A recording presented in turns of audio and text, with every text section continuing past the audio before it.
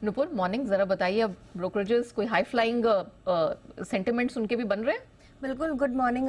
अगर exit poll के according ही numbers आते तो काफ़ी पॉजिटिव व्यू यहाँ पे ब्रोकरेजेस की तरफ से आते हुए दिखा है।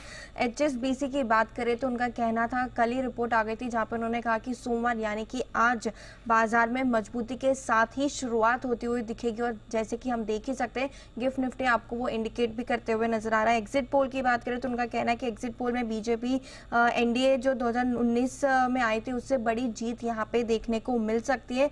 और उसकी जितनी भी अनसर्टेनिटीज फिलहाल कुछ दिनों में बनती हुई नजर आई थी, क्योंकि वोटर्स जो वोटिंग टर्न अराउंड रेशियो जो था, जो मतदान प्रतिशत था, उससे अनसर्टेनिटीज बढ़ती हुई नजर आई थी, वो अब पूरी तरह से दूर हो चुकी है। तो ये एक पॉजिटिव ट्रिगर पॉइंट है और आगे चल के जितनी भी पॉलिसीज रिफॉर्म्स होंगे उसमें सर्टेनिटी बनती हुई नजर आएगी।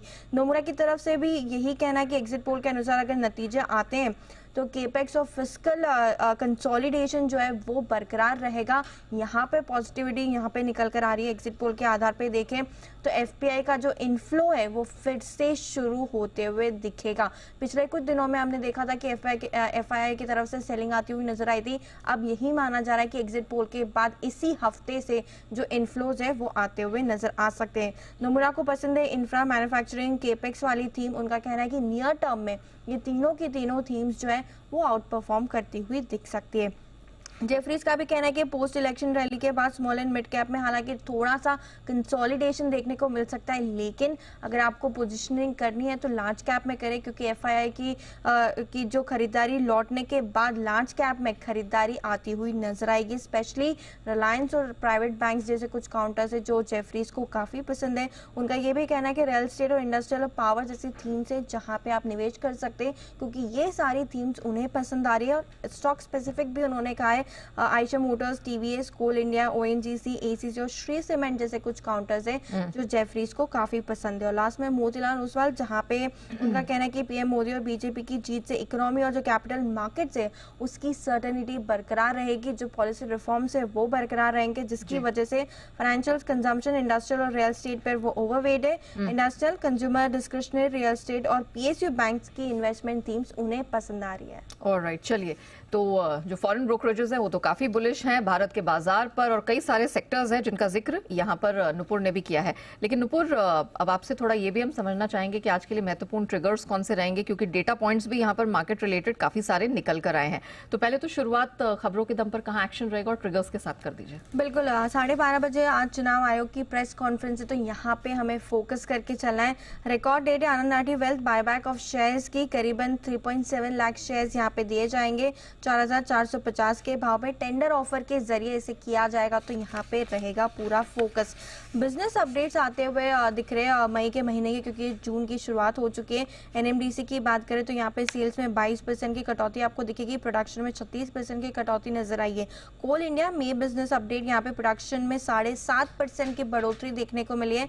बिक्री की बात करें तो यहाँ पर भी 7.5% की बढ़ोतरी आपको दिखेगी। मॉइल, जहाँ पे मई के मुकाबले जून में विभिन्न प्रोडक्शन की कीमतों में 30 से 35% बढ़ाई है, तो पॉजिटिव न्यूज मॉइल के लिए यहाँ पे आती हुई नजर आ रही है। खबरों के लिहाज से फोकस करना है OMCs, hotel stocks, InterGlobe aviation, spice jet पे, जहाँ पे ओएमसीज ने घटाए 19 किलो वाले कमर्शियल एलपीजी सिलेंडर के दाम, और जो नई कीमतें वो 1 जून से लागू होती हुई नजर आ रही है। ओएमसीज ने साथ ही साथ हवाई ईंधन के भी जो दाम है वहां पर भी करी है कटौती, और जो नई दरें वो 1 तारीख से लागू हो जाएगी, तो यहाँ पे फोकस करके चलना है।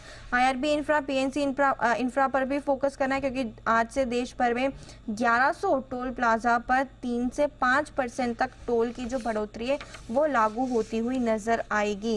प्रभात डेयरी, हेरिटेज फूड, डूला डेयरी पर भी आज फोकस करके चलना है, क्योंकि आज से अमूल दूध ने जो है अपने 2 रुपए प्रति लीटर तक दाम बढ़ा दिए हैं, तो यहाँ पर भी आज फोकस आते हुए दिखेगा। आलवालिया कॉन्ट्रैक्ट, जहाँ पे 2245 करोड़ के 2 ऑर्डर कंपनी को मिलते हुए दिखे, तो पॉजिटिव न्यूज है कंपनी के लिए। कैनरा बैंक, जहाँ पे कंपनी ने HSBC Canara HSBC life insurance में 14.5% हिस्सेदारी बेचेगी। बोर्ड ने हिस्सा बिक्री की प्रक्रिया शुरू करने को मंजूरी दे दी है। IPO लाने की योजना के चलते हिस्सा जो है वो बेचा जाएगा और ये कंपनी की सब्सिडरी है। और बिंदु फार्मा लास्ट में, जहाँ पे सब्सिडरी थीरा में बायोलॉजिक्स और MSD ने मास्टर सर्विस अग्रीमेंट किया है। थीरा नेम की बायोलॉजिक्स मैन्युफैक्चरिंग फैसिलिटी को बढ़ाने के लिए इस करार को किया गया है, जहाँ पे कंपनी 1000 करोड़ तक का खर्च करेगी केपेक्स के अनुसार। तो औरोबिंदो फार्मा भी आज आपको फोकस में आते हुए दिखेगा। ऑलराइट, चलिए ये तो महत्वपूर्ण खबरें रही, लेकिन मई महीने के ऑटो बिक्री के भी आंकड़े आने वाले हैं, तो उस फ्रंट पे क्या एक्सपेक्टेड है नुपुर? बिल्कुल, काफी आंकड़े आ चुके हैं। तो यहाँ पे मारुति के साथ शुरुआत करते हैं। अनुमान से कमजोर आपको आंकड़े आते हुए दिखे। 2% की गिरावट PV सेल्स में आती हुई दिखी। एक्सपोर्ट सेल्स की बात करते हैं 34% की गिरावट आपको यहाँ पे भी आती हुई नजर आएगी। M&M ऑटो 17% बढ़कर आते हुए दिखे नंबर। ट्रैक्टर्स में 9% की बढ़ोतरी दिखेगी। टाटा मोटर्स डोमेस्टिक PV में 2% की बढ़ोतरी और टोटल CV सेल्स देखे तो 2% ऊपर आपको नजर आएगा। हीरो मोटर जहाँ पे अनुमान से कमजोर नतीजे, टोटल 4% की कटौती टू व्हीलर सेल्स में आती हुई दिखी है। एक्सपोर्ट हालांकि थोड़ा बढ़कर आते हुए दिखा है। TVS मोटर्स में भी कमजोर है, यहाँ पर भी आपको फोकस करके चलना है। आयशर मोटर्स में मिला जुला रहा है। रॉयल एनफील्ड की बिक्री 8% गिरकर इस महीने आती हुई दिखी है। अशोक लेलैंड जहाँ पे कमर्शियल व्हीकल सेल्स में 12% की बढ़ोतरी और लास्ट में एस्कॉर्ट्स कुबोटा जहाँ पे 6% की गिरावट आपको ट्रैक्टर की सेल्स में आती हुई नजर आई है। ऑलराइट, चलिए धन्यवाद नुपुर, वो पूरी डिटेल दर्शकों के सामने